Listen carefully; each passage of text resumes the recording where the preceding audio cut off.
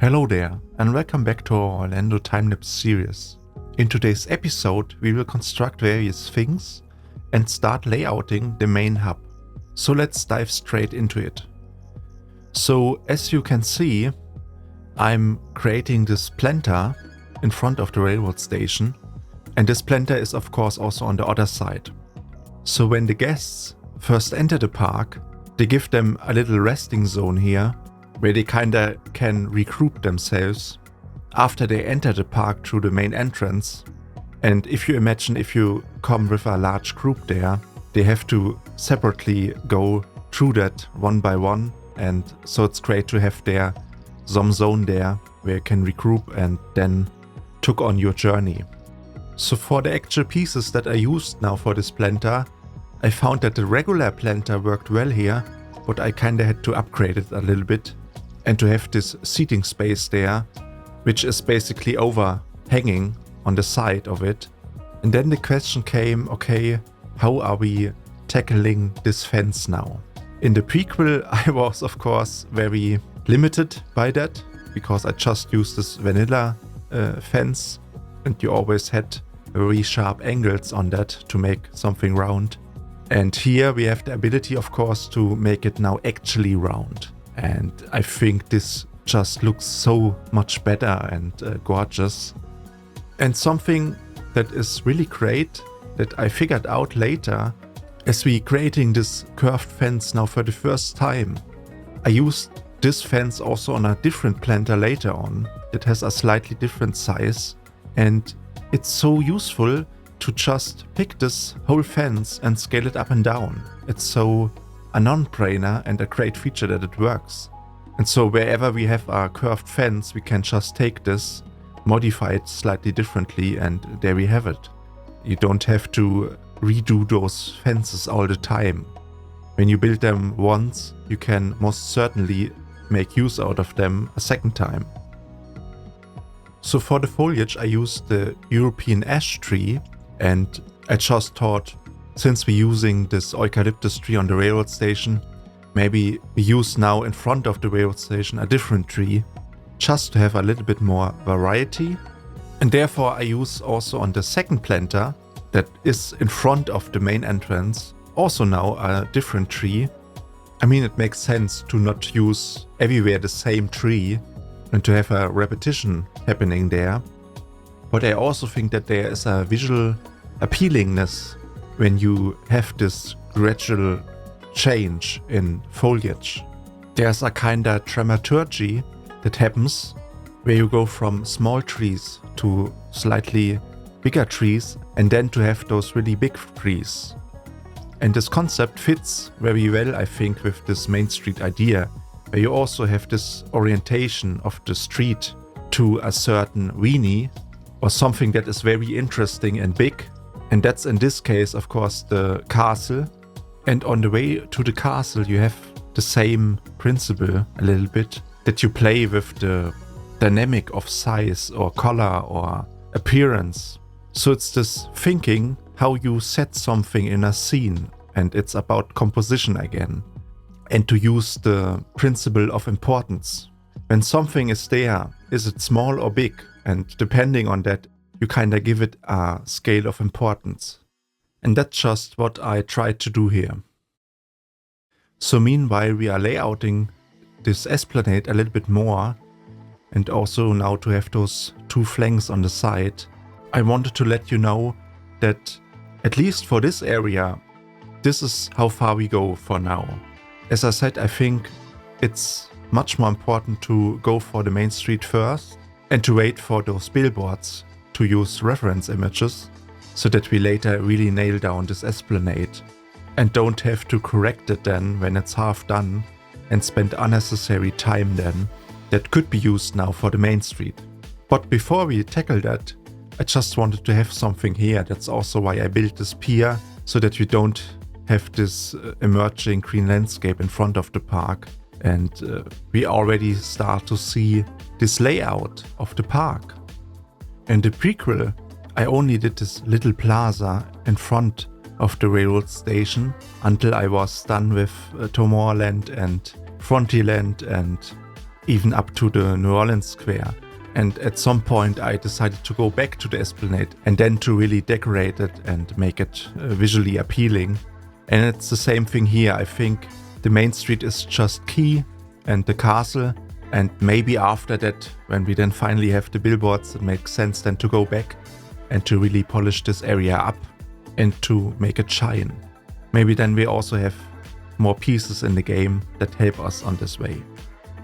But first, as I mentioned in the previous episode, I add now this light in the background of those signs, and I think this will look tremendously better, especially when you are later in the guest cam and you see this illuminated sign then. And at least for now, I did not really understand so well how the lighting in the game gets affected by some lights in the game, because as you see, they don't make this area any brighter. It's just this sign that is lit now. So now under this roof there are actually also bulb lights, and I think we will just use them then as a light source. But I saw that only recently, so you will not see this in this episode. Earlier in this footage I did an experiment with the park entrance, and I cut that out because it would just take too long. And I tried to use now the in-game park entrance with those swing doors, and so I tried to place them under our park entrance signs. And luckily they fit exactly under it, and when I then opened the park was operational and guests would actually walk there and enter the park. However, we have now this whole esplanade, which is one giant working path. And that means, of course, that some guests, they walk exactly between those entrances and they hijack themselves into the park for free. And that's something we can only encounter when we have those barriers later on, when we can tell people, okay, you don't go there. But another thing is that I don't like the ground texture of those paths. And in reality you have, of course, those path plates there, and where you stick them just together and they are precasted in beforehand. And of course I want the same exact look here in the park, and therefore I think the best reason to fix all of our problems here is just to use fake paths, where you have the uniqueness about the appearance, but also where you can just lay a path under it, and where you can then say, okay, you walk there and you don't walk there. But there's still the last problem, and that is just the fact that you can't remove the curb. And that's just very bad. And the prequel we don't have that limitation. Here we have it, I don't know why. But at least for now, it makes sense then to just plaster everything full of path and to use also the fake path on top of it. As I said in the previous episodes, it doesn't really matter that it's like that, because it's just not operational right now.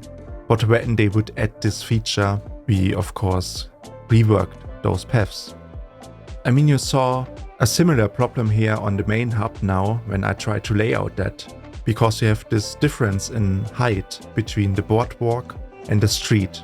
And therefore, at least for now, we do it only visually and use custom scenery for that. And in reality you have for the boardwalk those stones there, where you have a row of stones on the top and the same row basically on the bottom of the street. And to recreate that, I found those font elements greatly useful. I think the letter is L lowercase, and it's so great because this letter has the exact proportions of those stones. And therefore it makes those things of course much more easier, and especially because you have on those edges this beveled effect. So I'm very delighted that I found this piece for that. So as you can see, I decided to do this track of the horse-drawn tram, and for that I used just this, I don't know what ride that is, but this little toy railroad, and I just found that the measurements of the track width is exactly 1 meter. It fits perfectly, and also the shiny and metal appearance of that I very much liked. As of today, as with the recent update, we are able to attach scenery also to flat rides, as this ride is a flat ride, and therefore we could now actually start on building the tram itself. I'm still a little bit hesitant because it's again this thing where I don't want to be dependent on the game feature, but I'm just so excited to do it, at least now for this tram. I think it will look great, and to see this thing actually move around this hub. The question just will be that I don't really think I can animate some horses to make that thing drawn by horses. So I think we will just say then, okay, maybe there's an epidemic of horses and therefore we don't have any horses anymore. And that's maybe why we had to switch to electrical trams, for now at least, okay? Maybe just some little story that we can create here to excuse ourselves. So as we layouting this hub, you maybe saw me earlier adjusting the angle a little bit on those yellow rulers. And since I'm using a blueprint for this hub, I know exactly those angles on it. And therefore we need on those sides 50 degree. And you know the in-game snapping angles are 45 degree. And you can't really create this angle, this specific angle of 50 degree. And therefore I had to use my helpers to create this specific angle, and it's very important. I mean, just imagine if this angle is off by 5 or 10 degree, it will completely change the layout later on how the main street is layouted. So it's very important to be accurate at this stage. And also you see me now using those backsides of those fountain base plates. And I found them so useful because you can scale them so hugely. I mean, in the prequel, something like this was so difficult to make because you only had those rulers where you could make something like this work and to use them as a guidance for that. Since we have now the scaling tool, we can just use something like this as a guidance, and it just works out so perfectly, I think. It makes our life so much more easy. Phew, I mean, I get flashbacks when I think about it, about Space Mountain. I mean, it was so torturous to make something really round in the prequel. I can't emphasize that enough. And to see it now being done so easily with the ability to scale pretty much anything to the exact size I need, it's just such a helpful thing. I mean, just imagine how many round things we have later to construct in this game, you know? Just imagine the central hub in front of the castle alone, or Space Mountain, or certain parts in Tomorrowland. I mean, there are so many things where I have to be so accurate about, because those tolerances, they multiply. And if we aren't cautious enough here at this stage, we will have layouting problems later on, where certain things are not in the right place or scale.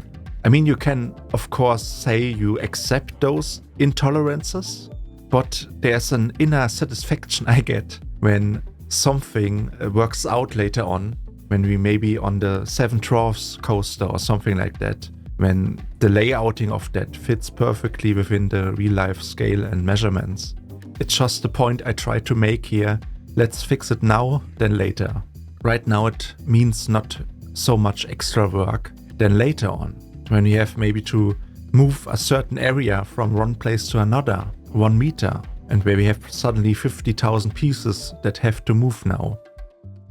In the prequel I had at some point a very big inaccuracy, and that was that when I tried to lay out New Orleans Square, I did that before they added billboards in the game and before I had a reference image in the game. And so the whole area of that was off by 5 degrees. And I mean, it seems very little, right? But it has such a big impact later on, because this area is of course connected to Splash Mountain and the Critter Country, and also the whole system of this river system. And so I had to select everything there, of course, and move it around this 5 degrees in the right location. And I mean, that was a huge struggle to do that. And if I would have taken into account enough cautions in beforehand, then I wouldn't have to do that step. But still, I can excuse myself because it was the prequel and I was not that experienced as I'm now. But still, I mean, it's a pain, right? I mean, when you did such a huge project like the Anaheim Park, there are of course many things that you can take away with that are super useful when you try to do something like that a second time. And therefore it's quite nice to have this advantage and to know about all those little mistakes that you can make, of course, and to counteract that in beforehand and to plan that into account. I mean, without Anaheim, I wouldn't be here, you know. Without that project, if that wouldn't exist, I probably wouldn't have undertook this journey with you guys. I mean, why? There would just be nothing. So it's so nice to have that. So something I see when I place down those plastered wall sets and use them as floor elements, I don't like this repetition in the texture, you know. If you have now so many of them, it's maybe the fact that they are scaled all the way down, but even if they scaled up, I think the texture is just too repetitive. And there we are again at the point. It's again this thing of thinking about some feature in the game that would allow you to modify something like that, like an in-game feature where you could edit those elements within the game itself. So imagine like something like the path system, where you have a unique UI element for it, and you just have those art pieces there, you know, and then you can just from a drop down choose a texture you like with maybe a intensity slider, how visible that texture should be, and where you could also do the same thing for the roughness and for the translucency. And when you would have that, as also other people mentioned under my videos already, you could get rid of all wall elements there, because it's very clunky, I think, and very heavy to have so many items there. I mean, it's just inconvenient, you know, when you try to build something very quickly. I don't want to scroll through a specific wall set and search now, okay, I need this slope 2 meter, I need this slope 1 meter, I need their roof tile, and you know, it's just very inconvenient. Just give me this package of a feature where I can then craft my own elements there. And when they are placed down once in my world, I can just duplicate them and move them over, right? So you have this efficiency again. But it's again this thing of introducing a feature. I don't think that they will make that in any way. So we have to kind of improvise here. So as I'm constructing this round corner now, on the right side of this tunnel, I thought about the floor of the main street floor, right? I mean, we need something there. And since I already mentioned that we probably work with fake paths, I thought, okay, we have to lay something there, right? And that looks like the one in the reality, and where we have those squarish plates. And luckily I found those panel elements in the game, and they have those nice beveled effect on the edges, and when you place them very close together, you get those edges in between, and that just works like magic, I think, for this appearance. And something I realized later on, that you of course can recolor them as well, and I mean tile per tile, and that's of course great for this realism look. Because in reality, every plate there is unique, because they have rear and tear over them, dirt on them, and just slight material intolerances. And so that's really great to make this realism vibe. I tried to do something like that also in the prequel on the Esplanade. They did not work so well, but I think with this new lighting, this will work magic. And also because we can use those decals again on them. I mean, this is maybe the most fun part, to later go through the park and give it that used look.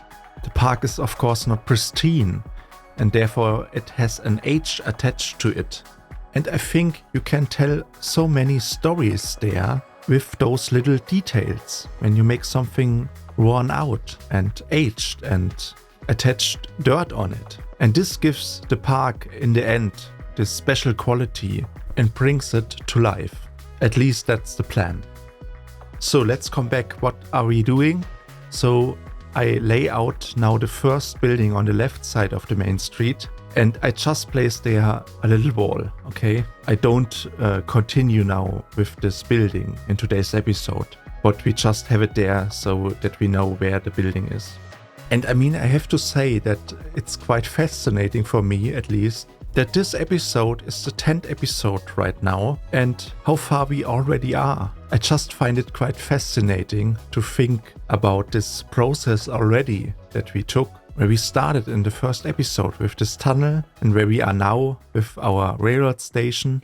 And therefore I just wanted to say thank you again that you are part of this journey and for your continued support of our beloved project here on this channel. Thank you.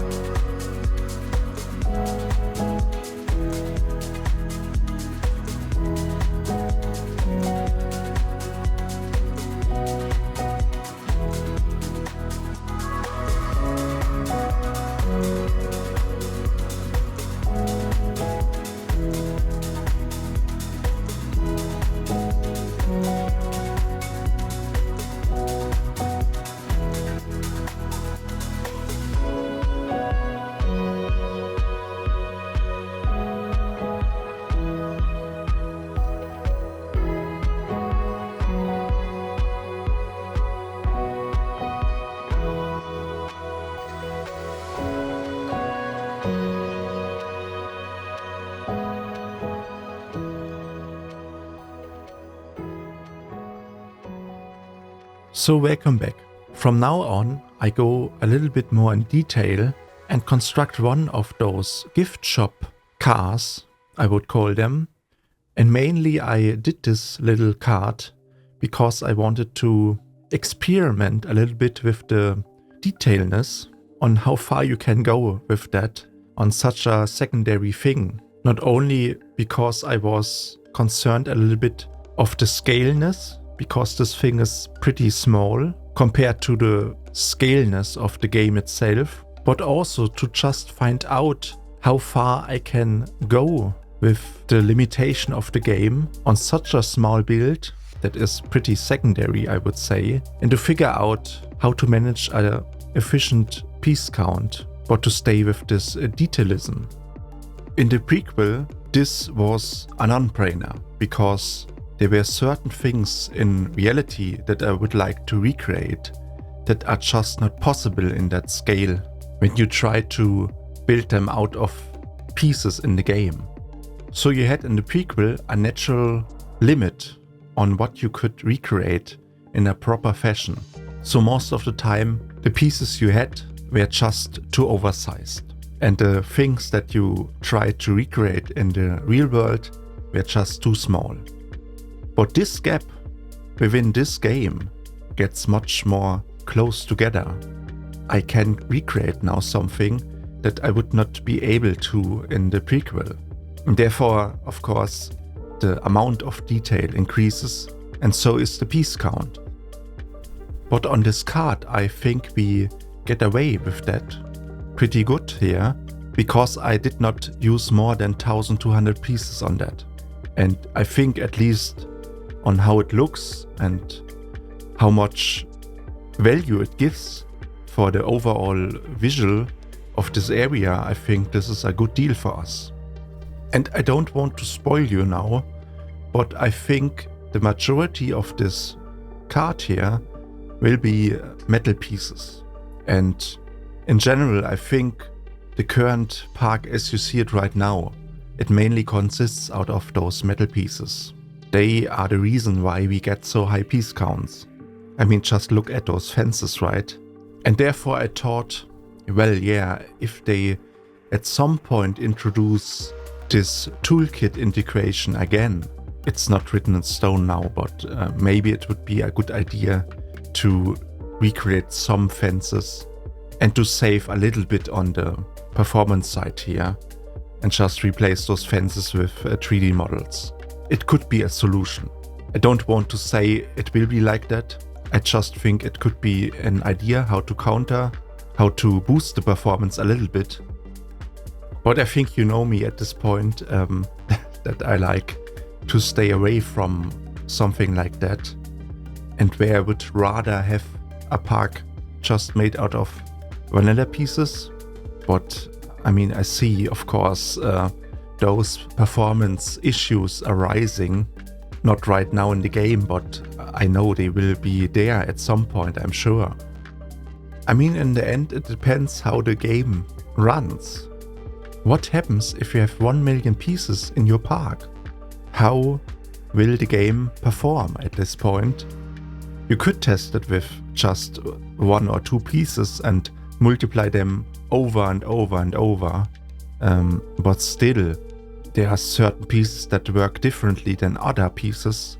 And if you have light pieces, I think they are a little bit more performance hungry than maybe normal and static pieces.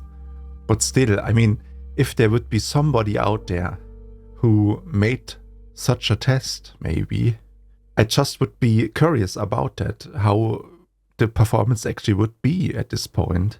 And just to understand or predict a little bit more how the performance could be after we managed now to build the Main Street and maybe Tomorrowland and Fantasyland and all the other areas in the park, and to see what the actual performance in the park may be. So as you see, I made now this little border frames, or ornament frames I would call them, and I used on the corners of that again our text element. And I still think you can do so much more with that. If you get really creative, I think this is your piece in the game. And it should be also very performance friendly, because it's only 2D.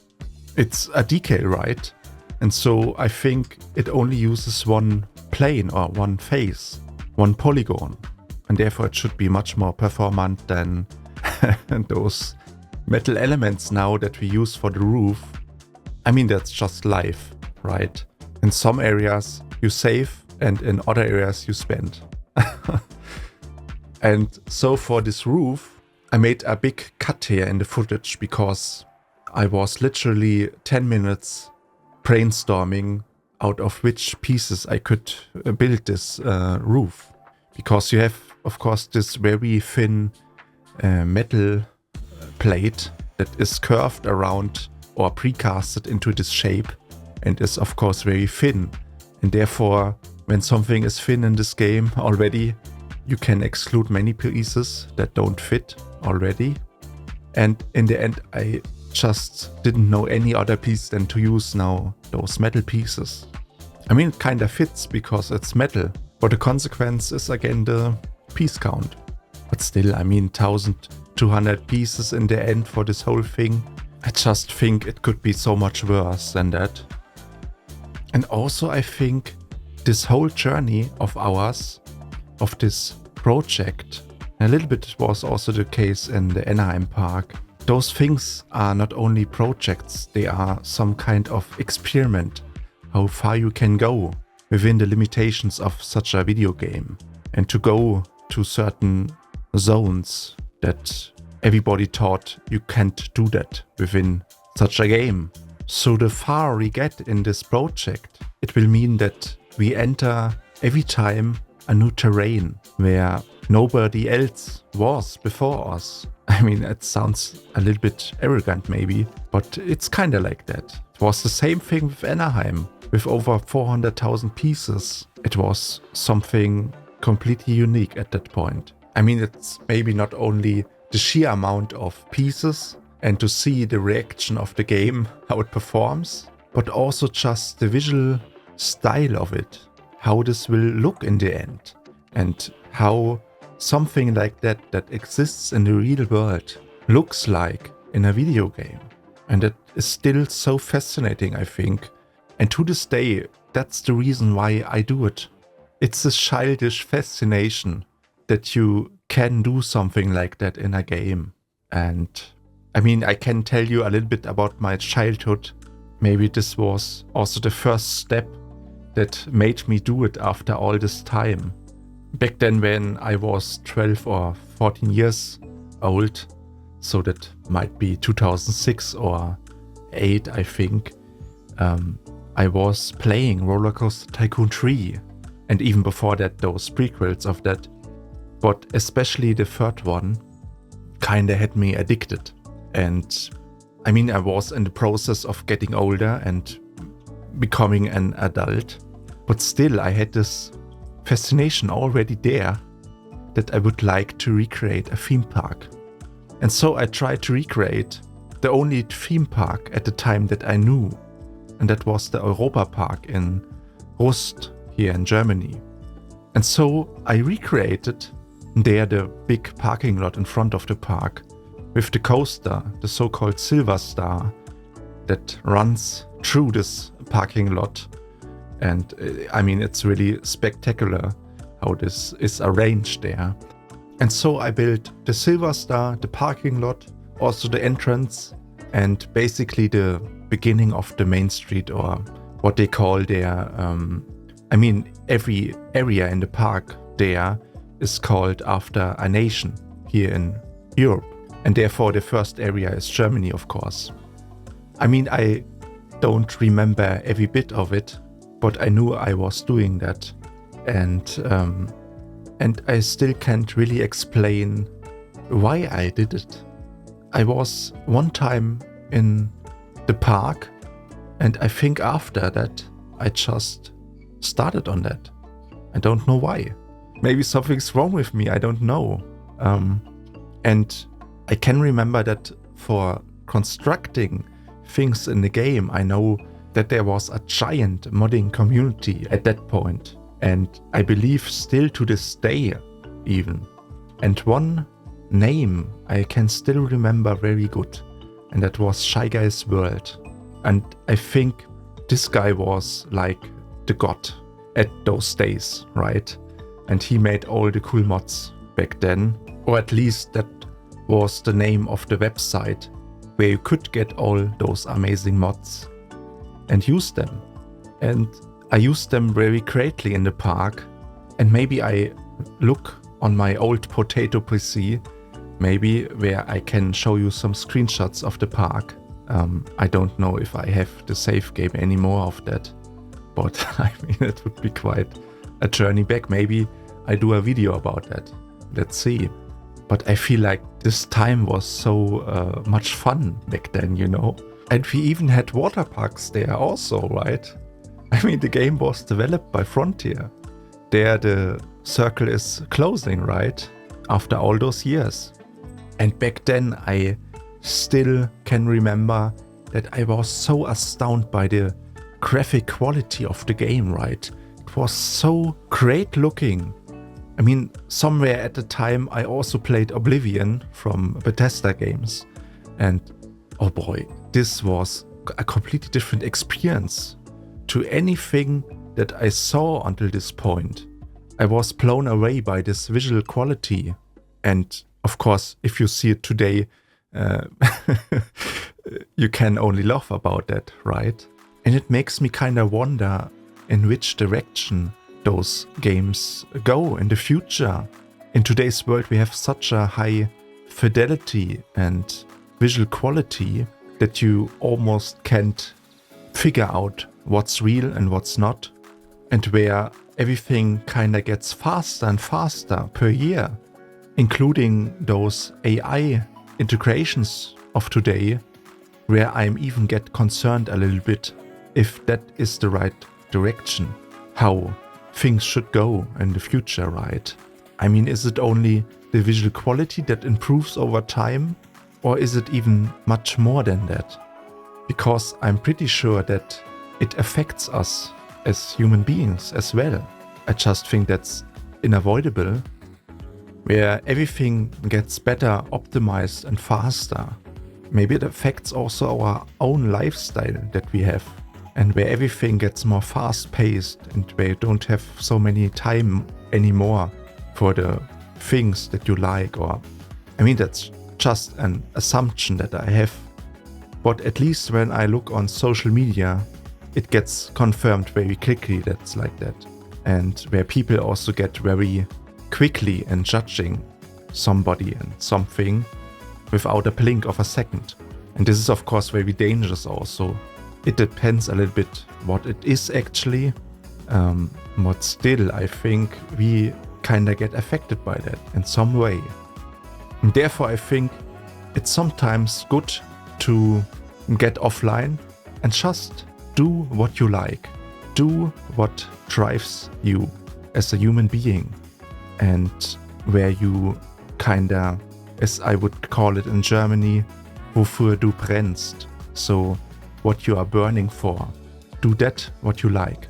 And then everything becomes much more easier. You don't have to trick yourself into doing something. You just do it because you like to do it. And I think that's a great thing to figure out at some point. I mean, many people on this world maybe doesn't have that privilege, but if you have it, then do it. At least that's what I'm doing right now, as you may have noticed, and where I'm fulfilling my inner self in doing it.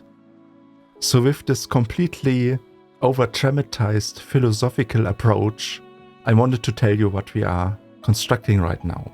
As we build now this gift shop card, I think it turned out pretty nicely. On the other side there is a little popcorn stand and also like a little beverage supply stand. And so I tried to recreate them as well. And here the issue was a little bit to find the right scaling and the right proportion, because right now I still have those old wheels on it, but I will change them in a second. Especially this beverage thingy here, I had really fun doing it. And when I later even make those little frozen stars with our font element there, was really fun to create that. And here I think only the roof of the popcorn stand is again a performance killer, but pretty much everything else is not more than 50 pieces or 100, so absolutely no problem there. Those roofs are of course very specific in their geometry, and therefore you can do this only with small pieces, I think. And maybe the best solution I can think of would be that you have a uniform scaleness on art pieces. Then this would be absolutely easy to recreate with relative low piece counts. Just use an art piece, scale it very thinly, and then scale it just in one direction, and then you have your pieces there to make those sharp corners on those roofs very easily. I don't think you need more than 20 pieces for that. I mean, even better than that would be like it's made in a 3D application where you have an edit poly mode or something like that, where you can just create any form there is and select those vertices and move them around to your desire. And then you could do this super efficiently, of course. I'm also so tired again of bringing up ideas about the game, and I'm so certain that they will not implement something like that.